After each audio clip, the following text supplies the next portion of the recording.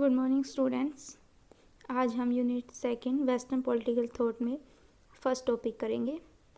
Confucius से जितने भी रिलेटेड इम्पोर्टेंट एमसीक्यू है आज हम उनको करेंगे।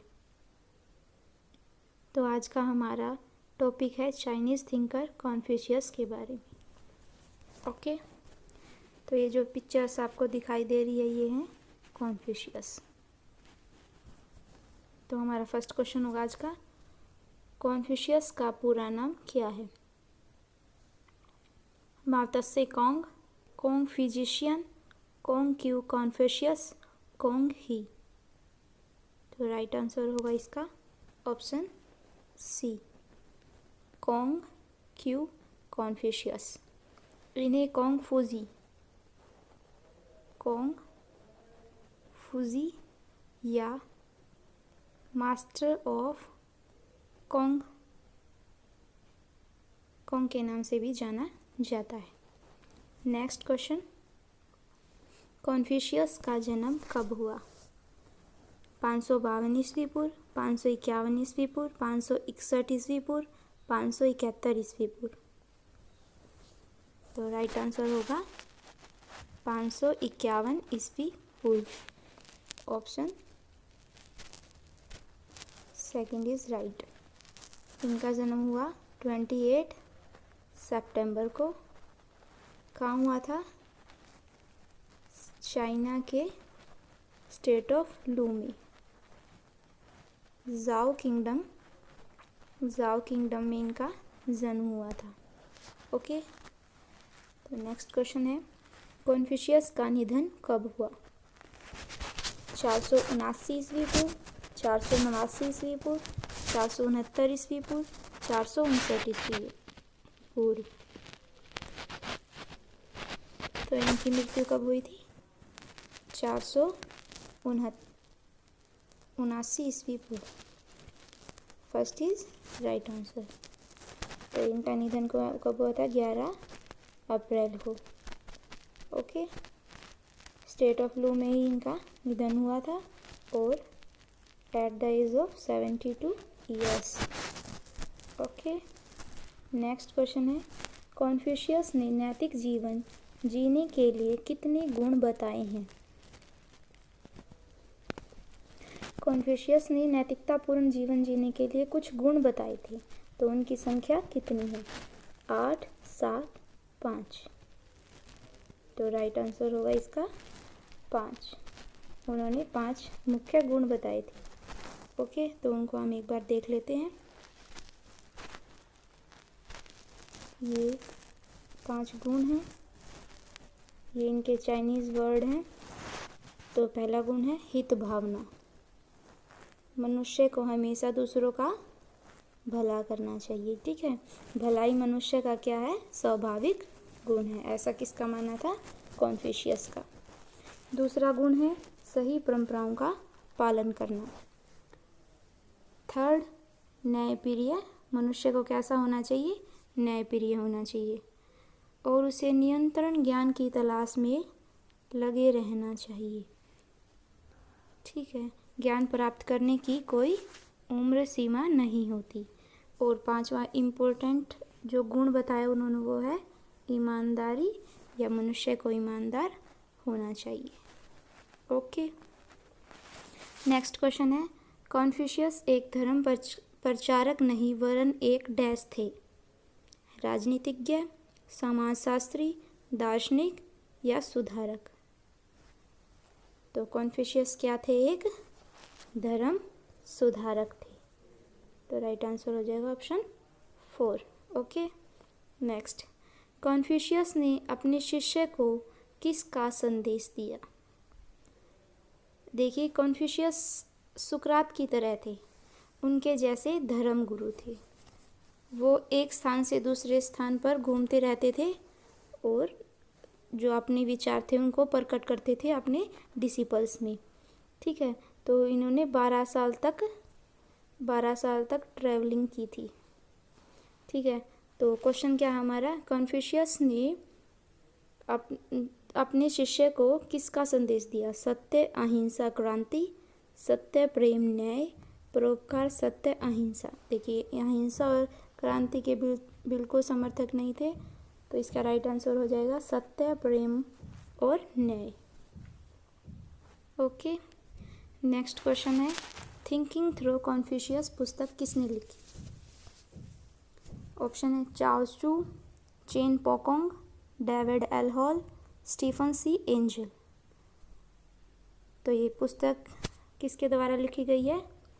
Option third, David H Hall के द्वारा लिखी गई। कब लिखी गई? 1987 में ये पुस्तक लिखी गई। Okay, next, contemporary Confucius political philosophy नामक पुस्तक किसने लिखी? तो ऑप्शन है Confucius, David L Hall, Stephen C Angle या प्लेटो। तो ये पुस्तक किसके द्वारा लिखी गई?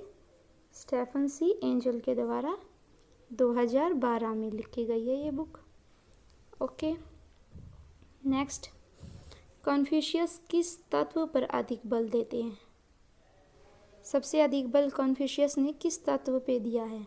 शिक्षा, स्वभाव, सदाचार, दर्शन। तो अत्यधिक बल इन्होंने दिया है सदाचार पर। ओके, नेक्स्ट, कॉन्फ्यूशियस ने ईश्वर की अवज्ञा किसे कहा है? ईश्वर की अवहेलना करना या उनके खिलाफ जाना किसको कहा है? ईश्वर की पूजा न करना, ईश्वर के अस्तित्व को स्वीकार न करना, अपने स्वभाव के अनुसार काम न करना और दूसरे व्यक्तियों की सहायता न करना। तो इनके अनुसार क्या है?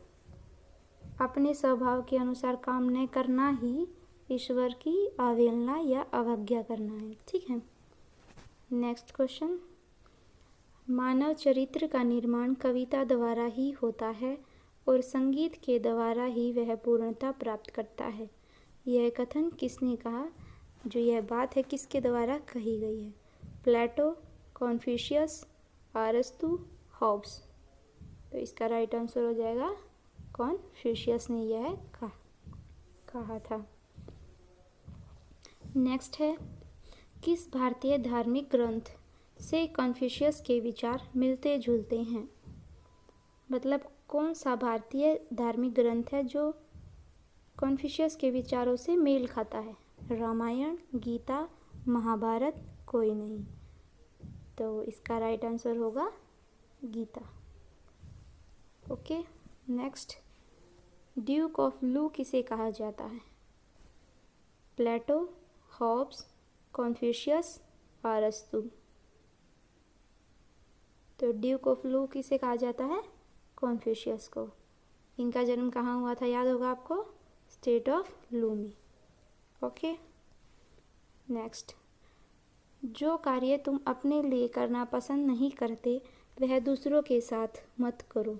यह कथन किसका है?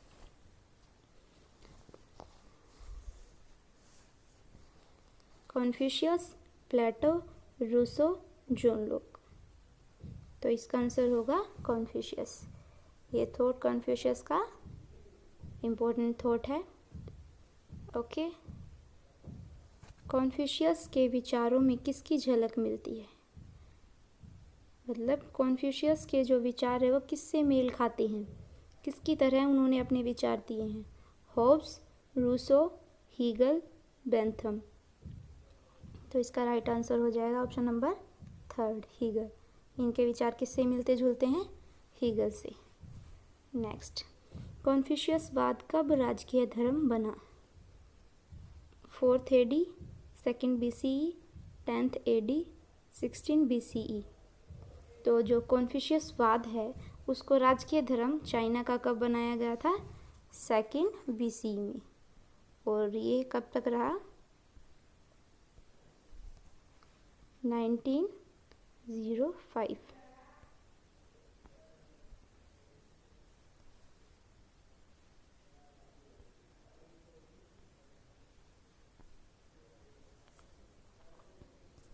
ओके, नेक्स्ट क्वेश्चन है, कॉन्फ्यूशियस कैसे विचारक थे? उनके विचार किस प्रकार के थे?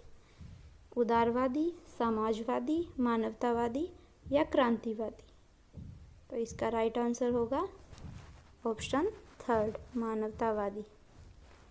मानव की भलाई के लिए, उसके नैतिकता जीवन निर्वाह के लिए उन्होंने अपने विचार दिए थे। तो वो कैसे विचारक रहे हैं? मानवतावादी। नेक्स्ट हैं कन्फ्यूशियस की बुक्स। तो इनकी 4 इम्पोर्टेंट बुक्स हैं। Books of documents, books of rights, Confucius says, classic of poetry. ये इसकी इम्पोर्टेंट बुक्स हैं। और इसके अलावा एक और बुक कही जाती है इनकी, स्प्रिंग एंड ऑटम एनालिसिस, जिसमें इन्होंने 241 वर्षों के बाद जो चाइना का किंगडम था, जितनी भी डेंसिटीज़ आई उनके बारे में लिखा है। ठीक है, 722 से 481 BC तक इन्होंने वर्णन किया है। नेक्स्ट है इनकी बुक द एनालेक्ट्स ऑफ कन्फ्यूशियस। ठीक है, ये कृति है इसकी और ये इसका चाइनीज़ नेम है। तो ये एनालेक्ट्स ऑफ कन्फ्यूशियस है, ये इनके डिसिपल्स जो इनके शिष्य थे उनके द्वारा यह लिखी गई है। ओके, नेक्स्ट है कुछ इम्पोर्टेंट की पॉइंट्स हैं। कन्फ्यूशियस को फर्स्ट टीचर ऑफ चाइना कहा जाता है। ठीक है, कन्फ्यूशियस लोकतंत्र में विश्वास नहीं करते। वे प्रतिनिधित्व की शासन प्रणाली में बिल्कुल विश्वास नहीं करते थे। उनका मानना था कि आम व्यक्ति इतने समर्थ नहीं होते कि वे अपने शासक का चुनाव कर सकें या स्वशासन कर सकें। इसी कारण वो लोकतंत्र के पक्ष में नहीं थे, वो राजतंत्र का समर्थन करते थे। ठीक है, किसका समर्थन करते थे वो? राजतंत्र का। ओके, नेक्स्ट है राजा के गुण। कन्फ्यूशियस ने राजा के कुछ गुण बताए हैं। उसे कैसा होना चाहिए? सत्यप्रिय, ईमानदार, हमेशा सच की राह पर चले, सत्य बोले और ईमानदार रहे। ये उसके नैतिक गुण हैं। यहाँ कन्फ्यूशियस ने अपने जो राजा है उसको प्लेटो की तरह शक्तियाँ दी हैं, प्लेटो की तरह शक्तिशाली बनाया, सभी शक्तियाँ उसको दे दी हैं। प्लस उसके साथ साथ क्या किया उन्होंने? कौटिल्य की तरह अपने राजा पर कुछ प्रतिबंध भी रखे हैं, कुछ नियंत्रण भी रखे। तो उनका राजा कैसा है? प्लेटो के और कौटिल्य के राजा की तरह उन्होंने अपना राजा रखा है। ठीक है, नेक्स्ट पॉइंट है सामाजिक संगठन। समाज में जो संगठन व्याप्त है उन्होंने 5 प्रकार के संबंध बताए कि समाज में 5 प्रकार के संबंध होते हैं।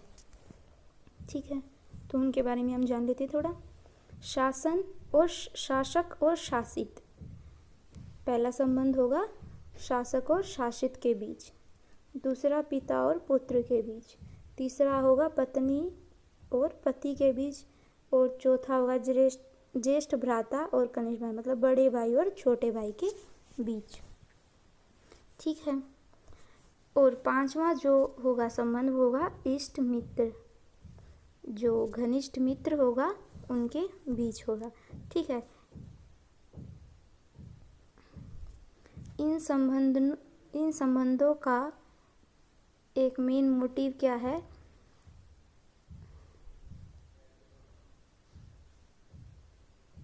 एक साइड के जो भी संबंध हैं वो आदेश देते हैं और दूसरे साइड उन आदेशों का पालन होता है।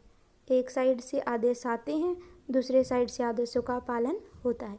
और इसी प्रकार से शासक शासित दोनों का बीच संबंध मधुर चलते हैं, जब तक चलते रहेंगे जब तक आदेशों का पालन होता रहेगा। ठीक है, उसी प्रकार पिता और पुत्र, पति और पत्नी, ज्येष्ठ भ्राता और कनिष्ठ भ्राता और इष्ट मित्र के साथ संबंध सुचारू रूप से चलते रहेंगे जब तक आदेशों का निरंतर पालन होता रहेगा। ठीक है, नेक्स्ट है कन्फ्यूशियनिज्म, कन्फ्यूशियवाद या कन्फ्यूशियसवाद। ठीक है, इसे क्या बोलते हैं? रूइज्म भी बोलते हैं, रूइज्म। ठीक है, कन्फ्यूशियस के विचारों को ही कन्फ्यूशियवाद या कॉन्फ्यूशियसवाद कहा जाता है। ठीक है, कॉन्फ्यूशियस के दार्शनिक, सामाजिक, राजनीतिक विचारों पर आधारित जितने भी मत हैं उन सभी को कॉन्फ्यूशियसवाद कहा जाता है। ठीक है, कॉन्फ्यूशियस का कहना था कि भलाई मनुष्य का सामाजिक गुण है। भलाई मनुष्य का क्या है? सामाजिक गुण है, और यह गुण उसे कहाँ से प्राप्त हुआ है? ईश्वर से प्राप्त हुआ है। ठीक है, वे कहते हैं कि मनुष्य को अपने स्वभाव के अनुसार ही कार्य करना चाहिए, यही ईश्वर की इच्छा का आदर करना होगा, और यदि वह अपने स्वभाव के अनुसार कार्य नहीं करेगा तो वह ईश्वर की क्या होगी? अवज्ञा होगी। कॉन्फ्यूशियसवाद के बाद कॉन्फ्यूशियस का गोल्डन रूल आता है। ठीक है, गोल्डन रूल के दो एस्पेक्ट्स हैं, पॉजिटिव और नेगेटिव। इसके दो रूप हैं, सकारात्मक और नकारात्मक। सकारात्मक रूप है, मनुष्य को ऐसे कार्य दूसरों के लिए करने चाहिए जैसे कार्य वह दूसरों से अपने लिए चाहता है। और इसी का जो नकारात्मक स्वरूप है वो है कि मनुष्य को दूसरों के साथ ऐसा व्यवहार नहीं करना चाहिए जैसा वह दूसरों से अपने लिए नहीं चाहता है। ठीक है, तो ये क्या था? कॉन्फ्यूशियस का गोल्डन रूल। तो ये इसका कॉन्फ्यूशियसवाद का थोड़ा सा डिस्क्रिप्शन था। ठीक है, ये इस कॉन्फ्यूशियसवाद के इम्पोर्टेंट क्वेश्चन थे। अगर आपको अच्छे लगे हों तो लाइक और शेयर जरूर करें।